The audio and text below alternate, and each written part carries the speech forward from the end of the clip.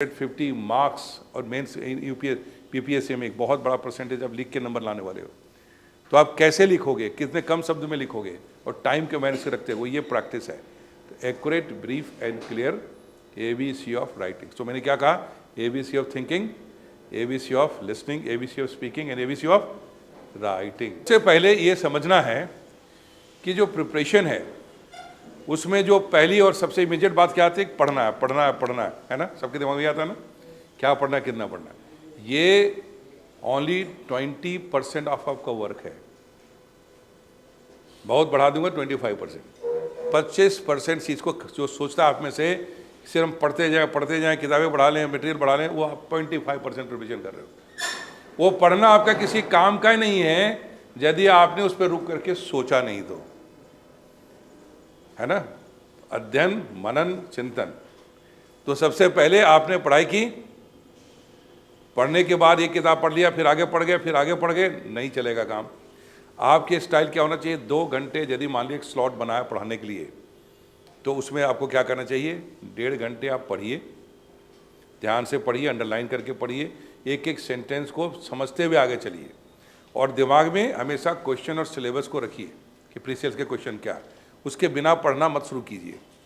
आप previous years के question को दिमाग में रखिए। Hello everyone, welcome to Sukesh academy. आज मैं फिर से आया हूँ चाणक्य IAS एकेडमी, और यहाँ पे आज लाइव सेशन चल रहा है success Guru of AK Mishra sir का। और आज बेसिकली ये सेशन कंडक्ट करने का मकसद यही है, बच्चे जो UPSC BPSC का प्रिपरेशन कर रहे हैं उनके लिए है। उनको बताया जाएगा how to crack UPSC and BPSC।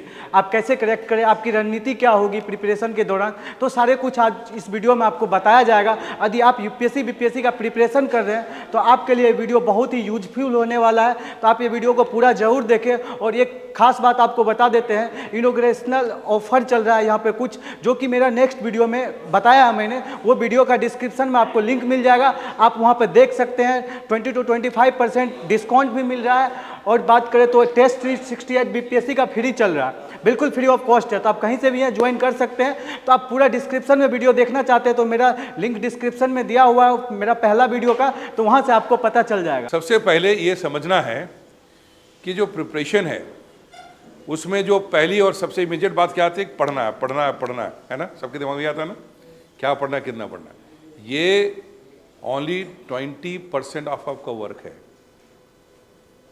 बहुत बढ़ा दूंगा 25%। 25% चीज़ को जो सोचता है आप में से सिर्फ हम पढ़ते जाएं, किताबें बढ़ा लें, मटेरियल बढ़ा लें, वो आप 25% प्रिपरेशन कर रहे हो।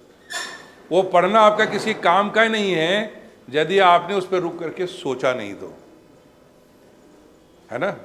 अध्ययन, मनन, चिंतन। तो सबसे पहले आपने पढ़ाई की, पढ़ने के बाद एक किताब पढ़ लिया, फिर आगे पढ़ गए, फिर आगे पढ़ गए, नहीं चलेगा काम। आपके स्टाइल क्या होना चाहिए, 2 घंटे यदि मान लीजिए एक स्लॉट बनाया पढ़ाने के लिए, तो उसमें आपको क्या करना चाहिए, 1.5 घंटे आप पढ़िए, ध्यान से पढ़िए, अंडरलाइन करके पढ़िए, एक एक सेंटेंस को समझते हुए आगे चलिए, और दिमाग में हमेशा क्वेश्चन और सिलेबस को रखिए कि प्रीवियस के क्वेश्चन क्या है। उसके बिना पढ़ना मत शुरू कीजिए। आप प्रीवियस ईयर्स के क्वेश्चन को दिमाग में लाइन किए करके आप 15 मिनट बैठ करके सोचिए कि आपने पढ़ाई क्या की। रिकॉल कीजिए कितनी चीज़ें आपको दिमाग में बैठ गई हैं। नहीं तो जो मार्क किया उसको देखिए, नहीं तो सेंटेंस को दोबारा देखिए, उसी समय रिवाइज कर लीजिए 15 मिनट के अंदर। यदि आप सोचेंगे बाद में इसको देखेंगे, रिवाइज करेंगे, वो नहीं हो गया, वो सेव करना भूल गए, आप समझ गए, नॉलेज हो गया लेकिन सेव नहीं हुआ। तो जैसे कंप्यूटर में काम किए, सेव नहीं किए, वो किसी काम का नहीं है, तो आपने भी सेव नहीं किया उसको। तो ये सेव करने का पहला step, think over it, relate with the question, relate with the syllabus, right. And उसके बाद जो अगला स्टेज है, राइट।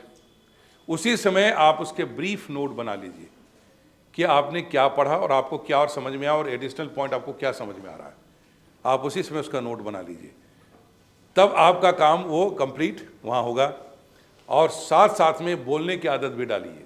मतलब चूँकि जो अब हम किसी चीज़ को टू द पॉइंट बोलने की आदत डालते हैं, तो कोई दोस्त है तैयारी कर रहा है, कभी घर में कोई यंग बच्चे स्कूल जा रहे हैं, उनको समझाने की कोशिश की है, या अपने बुज़ुर्ग किसी को समझाने की कोशिश की है कि ये टॉपिक वो बोल रहे हैं, आपको समझ में आ गया, तो यदि आपने बहुत लूसिड क्लियर समझा दिया तो इसका मतलब है कि आप भी समझ गए और आपकी कम्युनिकेशन अच्छी है।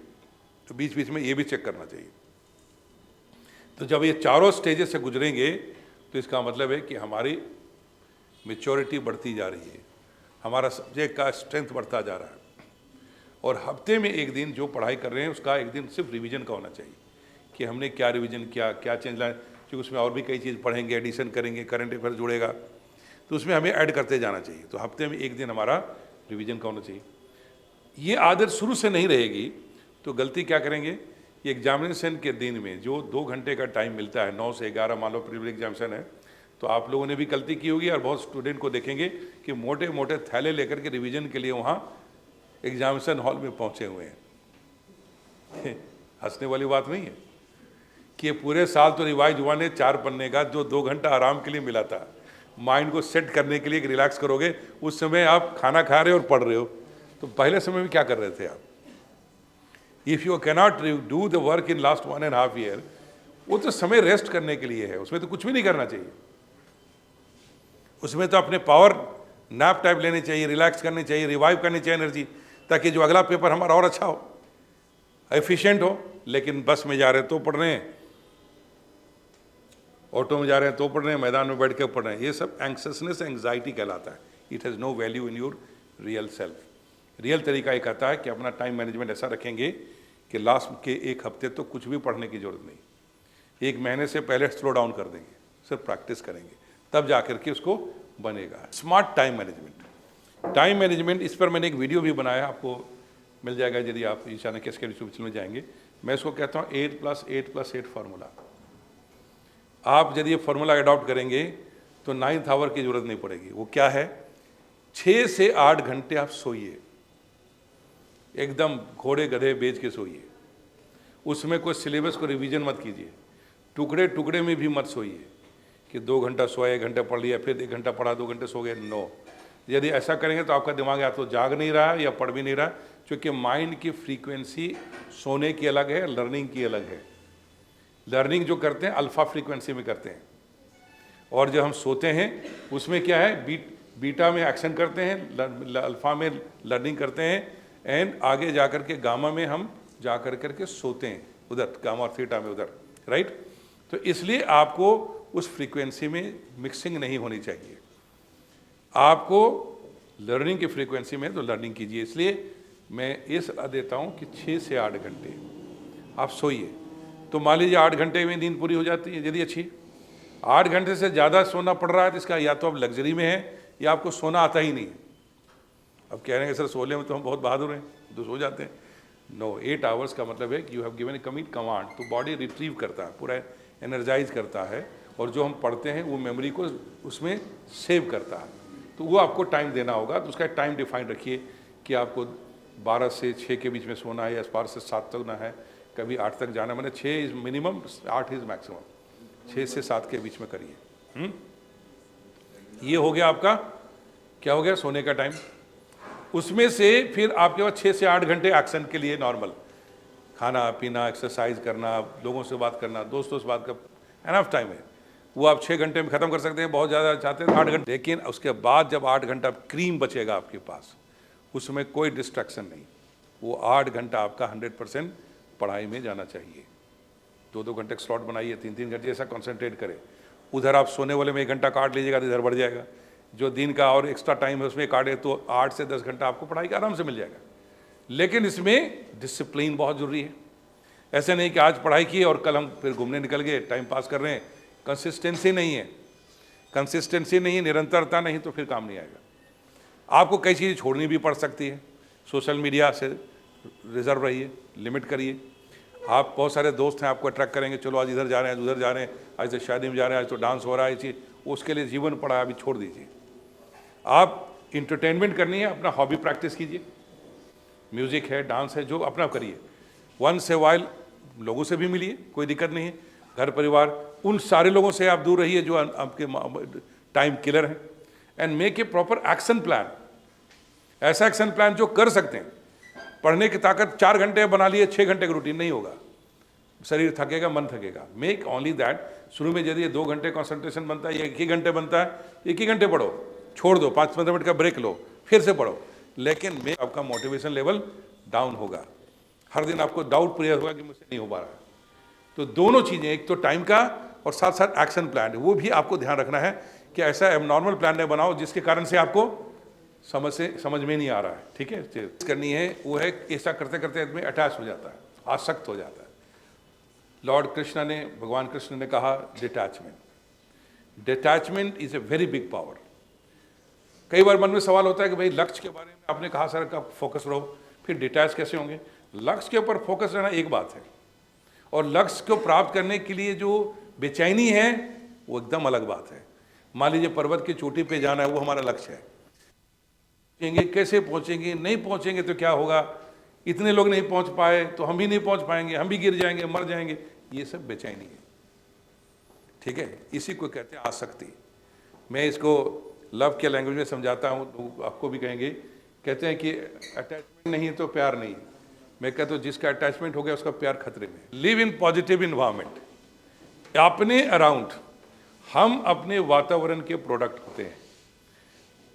If you live among chicken you will behave like chicken, if you live among eagle you will behave like eagle. तो सबसे पहले यदि आपने मेरा वीडियो दिया हो तो इसमें बड़ी डिटेल कहानियां मैंने कहीं सुना रखी कि एक बाज और उसकी मुर्गियों की कहानी। ठीक है ना, तो आपको ध्यान से आज के बाद जो नहीं देखेंगे एक बार फिर जाके देखना क्या क्या बात बोलता हूँ मैं। ठीक है, अभी आपकी इस बात को ध्यान दिला रहा हूँ कि सबसे पहले आपको एक इन्वायरमेंट की सेंसर करना होगा। एक व्यक्ति जो 7 दिन में जिन लोगों से बार बार मिलता है, बार बार बात करता है, उसके व्यक्तित्व तो वही होता है जो बाकी लोग का है। तो पहले ये देखना है कि जिस मंजिल की ओर जा रहे हैं, क्या जिन लोगों से मैं बात कर रहा हूँ, जिनसे बात मिलता हूँ, क्या उस मंजिल में जाने वाले लोग हैं या नहीं, पहला क्वेश्चन नंबर 1। नंबर 2, यदि वो हैं भी तो क्या वो पॉजिटिव हैं? तो आपको यदि अपने लाइफ में पॉजिटिविटी लाना है, कुछ बेहतर करना है, अच्छा करना है, तो आपको इसका भी ऑब्जर्वेशन सेंसर करते रहना पड़ेगा कि किन लोगों से आप बात करते हैं, किन से मिलते हैं। आपको उन लोगों को दूर करना पड़ेगा। हो सकता है आपके बचपन से अजीज दोस्त हैं, उनको डिस्क्रीट डिस्टेंस कहते हैं, प्यार से उनका रिस्पेक्ट बनाए रखिए, लेकिन उनको समय आपको कम देना पड़ेगा। आपको उनके साथ समय गुजारना होगा जो उस मंजिल की ओर जा रहे हैं। आपको क्रिकेट सीखना है तो क्रिकेट ग्राउंड में जाकर तो उनके बीच में रहना होगा, बिजनेस में जाना है तो बिजनेस में रहना होगा, और ऑफिसर बनना है तो आपको उसी माहौल में जाना होगा जहाँ बाकी लोग भी वही सोच रहे हैं, है ना, क्रिएट करने के लिए। तो वहाँ भी देखना होगा कि जो कुछ ऐसा तो नहीं कि हम सेम शिक्षा सबको देते हैं, पर कितने लोग नेगेटिव हैं, कितने पॉजिटिव हैं, ये आपको सेंसर करना होगा कि मेरी पॉजिटिविटी के अराउंड से जो लोग हैं वो हैं या नहीं है। You have to be careful about that also. Live in positive environment. आपके मस्तिष्क को पॉल्यूट करने का किसी को राइट मत दीजिए, आपके विश्वास को तोड़ने का राइट किसी को मत दीजिए, आपके समय को बर्बाद करने का राइट किसी को मत दीजिए। आपका समय कीमती है, वो आप ही का है, कुदरत की देन है। अपने मस्तिष्क खूबसूरत जगह है, उसको खूबसूरत रहने दीजिए, उसको और बनाइए, नॉलेज की अच्छे लाइए। टाइम मिले तो अपने म्यूजिक में भाग लीजिए, जो करना चाहिए, रिफ्रेश कीजिए, कुदरत में जाइए, नेचर को देखिए, है ना, और अच्छे लोगों के साथ बात करेंगे तो क्या होगा, आपकी प्रोडक्टिविटी हाई रहेगी, आगे बढ़े। तो आज का सेशन अटेंड करके बहुत मज़ा आया। मुझे भी लगा कि यूपीएससी बीपीएससी का प्रिपरेशन करना चाहिए, क्योंकि मुझे इस फील्ड से नहीं था, फिर भी अच्छा लगा, कहीं ना कहीं मोटिवेट हुआ। तो आप लोग भी मोटिवेट हुए होंगे, तो कमेंट करके बताएं आगे क्या हम कवर करें यूपीएससी बीपीएससी के बच्चों के लिए। तो ये वीडियो आपको कैसा लगा कमेंट करके जरूर बताएं। तब तक के लिए बाय बाय, जय हिंद, टेक केयर। फिर मिलते हैं नेक्स्ट वीडियो में।